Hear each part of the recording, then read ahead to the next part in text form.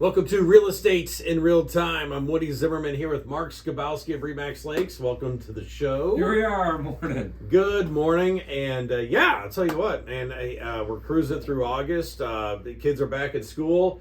Football Friday nights. Woo-hoo. I love that. I'm not so much a high school guy anymore. Me and my kids are gone. Yeah, right. Now, I still follow Warsaw. Yeah. But college, Saturdays. Oh, yeah. Nothing better. Yeah.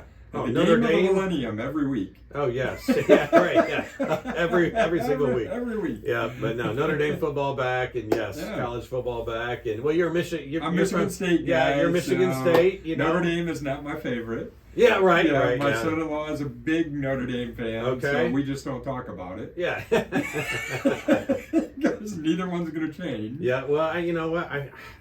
I like MSU as well. I mean, Very good. You know, I mean, I really do. Love to watch them. It's a good program. Yeah, for good sure. program. Haven't been the greatest. Last year was terrible. Yeah. We'll see how they do this year. Right. But if you're either a fan or you're not. Yeah. I'm not one of those, jump on, jump off bandwagon. Right. You got to. I've been a Lions fan since I was a kid. Well, So then you've had obviously you've had a rough life. long-term misery. Yeah. But they're finally maybe on the right path. We'll see. That's when what it they comes to say. pro. Yeah. Well, we'll see. Okay. We'll see. Every year there's a new year. Yeah. Right. Hey, they all start even. Yeah. True. Everybody's even Yeah. right now. No, you're right. Yeah. They're not in last place. They're in a tie. Yeah. Right. They're in a tie for first. Yeah. Right. Exactly. So, All right. well, let's talk about inflation.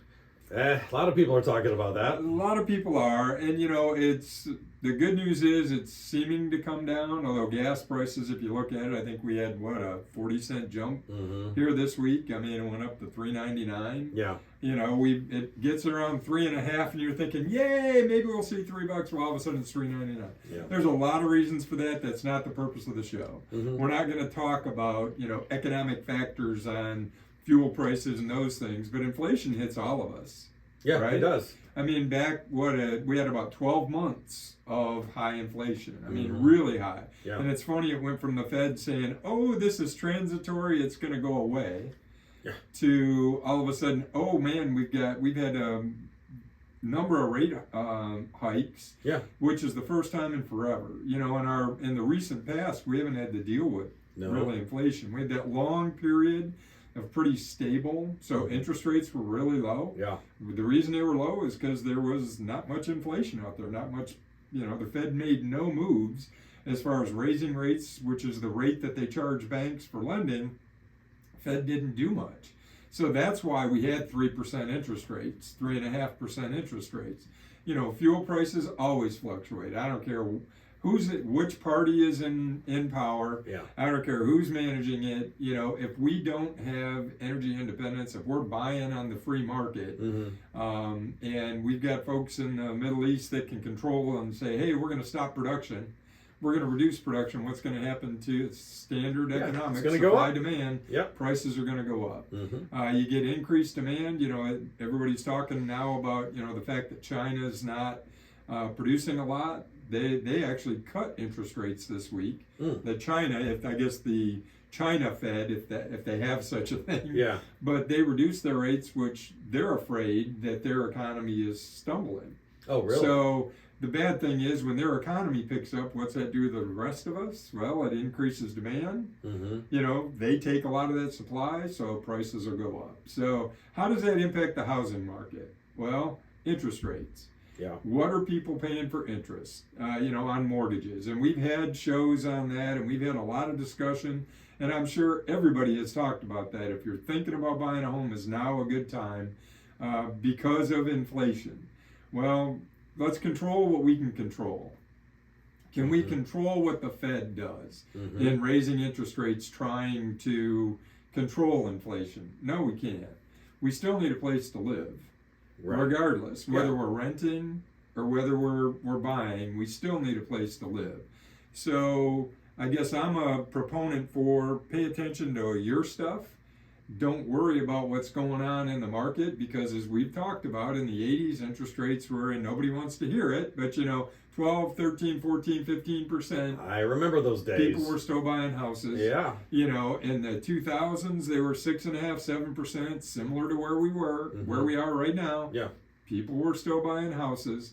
So the bottom line is, if you are in the home market, don't get dissuaded or persuaded or change your direction because interest rates are where they are. You still have to do what's right and best for you and your family. Well, it goes back to your why. It comes back to your why, absolutely. And beyond the why is, what can we do individually?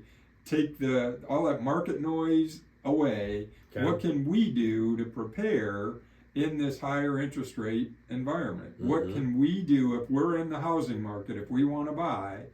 What can we do as a family, as an individual? How can I be prepared? How can I be best positioned to make a home purchase if that's really what I want to do? Yeah. So you need to do some soul searching and explore what's your why, what's the purpose of buying a home, what's your whole intent with that, and what's your plan to do that. Notice I said plan. This is a long-term investment. Yeah, it's not a whim. You don't buy a house on a whim. You don't, but sometimes people do. We had that, well, I need to do it because everybody else is doing it, and you need to buy because interest rates are low. So, and after the break, we'll go into some more details on some things you can do individually. Sounds good. You're listening to Real Estate in Real Time.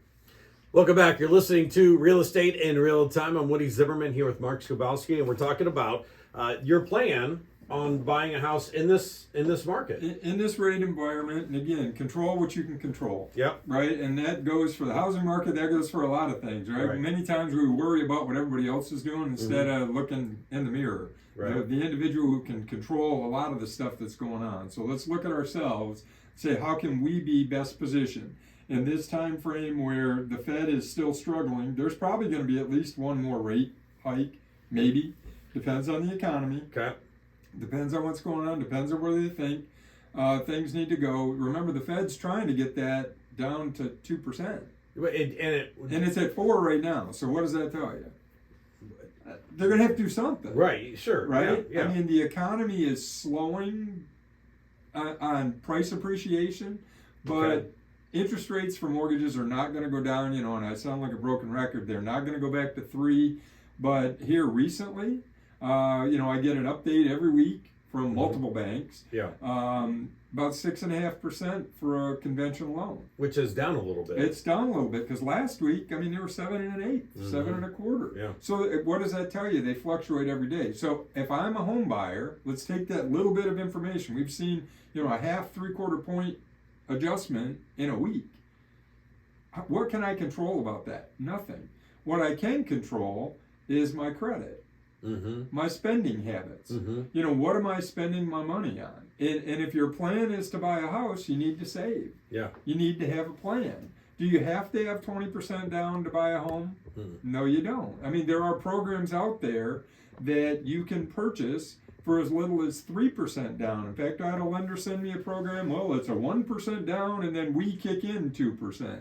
Oh, wow. Conventional, because lenders are struggling because the number of homes that are selling have decreased. So they're starting to create some incentives that take advantage out there, of it. to try to keep people in the market. Because long term for them, what are they doing? They're selling a mortgage that generates revenue for them for 30 years. Yeah, right. So, I mean, again, the mortgage, a lender is a business. Yeah, they sell a mortgage, they make money. They sell a mortgage, they make money. So they're adjusting their program. So you do not have to have 20% to put down. However, if you start upside down, if you don't have the money for closing costs set aside, we can always negotiate with the seller to pay those closing costs for you. I've got a young couple right now. I mean, they're pre-approved up to $200,000, but they need assistance with closing costs. So they're starting on a $200,000 house. They're starting $5,000 in the hole. So if they're competing against somebody else for a $200,000 house, they need the seller to pay $5,000 in their closing costs. So they're $5,000 behind anybody else. Right. So even if they offer full price, $200,000, they need the seller to pay $5,000 for them to buy. The seller's only seeing $195,000. Somebody else comes in and offers $200,000, doesn't need closing costs. They're even. Right? Which one, if you're a seller, which one are you going to take? I'm going to take the $200,000 even. In general, yeah. Yeah, right. Now, I mean, they're good kids. They're really trying. They're saving everything they can. I mean, to think about it, to come up with 3 or 5% to have in the bank for your down payment, and then on top of that, you need the money for closing costs. Yeah. It's It's pretty a lot. significant. Yeah. It's pretty significant. So prepare yourself. Save your money. Watch your spending. Have a good understanding of what you can afford to buy. And that's where the lender comes in. Right. The lender, that pre-approval that we preach over and over and over again. Have your pre-approval so you know what you can afford to buy. Because if you need the seller to pay closing costs, you can't buy at the top range. Right. Unless something's been on the market a while. So if it's been listed for one day, you listed your house yesterday for $250,000, and somebody walks into you the next day and says, "Well, I'll give you $220," Nope. Sorry. Right? That's immediately where you're going to go. Yeah. But the way I try to explain it to buyers is, okay, the seller slept, and because it's you, they're willing to take a $20,000 or $30,000 scalping or a 5%. Throw the price out of it. They're willing to take 5 or 10% off because it's you. Yeah, no. It doesn't make any sense on the market one day to come in at that lower price. So if you're on the market one day and you get a buyer that needs closing costs, they're already behind the curve. So buyers, save your money. You need it not only for your down payment, but you need it for your closing costs. You need to be ready to where when you buy something, stuff's gonna break. Yeah. You need to have some reserves there. Now again, this is a guy that wants to sell houses, but I don't want to sell houses to people and have them in there 2 months and all of a sudden they're in distress because they had a big ticket item take place. A furnace goes out. That's not $5. Right. Now are there things we can do? Absolutely. If you're concerned, we put a home warranty on it. Yeah. Right? So there are ways around these things. Yes, I did on my first home. Yeah, absolutely. $500, and $500. If the seller's willing to pay for it, great. If they're not, it's money well invested for you. Right. To spend that $500 to protect yourself for those things. So these are the pieces to where when we're talking about being prepared, there's more than one way to skin a cat. I guess bottom line. Yeah. So regardless of what the Fed does, regardless of what's happening in the market, examine why you're buying and your time horizon. Again, that's an important piece. If you're thinking you're going to sell in 2 years, it's not time to buy. Wait, prices are still pretty high. Are they going to drop? No, but if you're only going to be in a house a year, closing costs, all that stuff doesn't make sense. You need to have a longer time horizon than that. Yes. So a lot of steps to get ready. If anybody had any concern, they can always give me a call. Yeah. Phone numbers 574-527-0660. My emails, mark@skibowskiteam.com. Websites, skibowskiteam.com. Pretty easy, right? Skibowski, 2 skis with a bow in between. Yeah. Okay, very good. And they sit down with you, they can have a very specific conversation on exactly what we just talked about, but you can, really narrow it into their needs. We're happy to help. Okay, you've been listening to Real Estate in Real Time. Have yourself a wonderful weekend.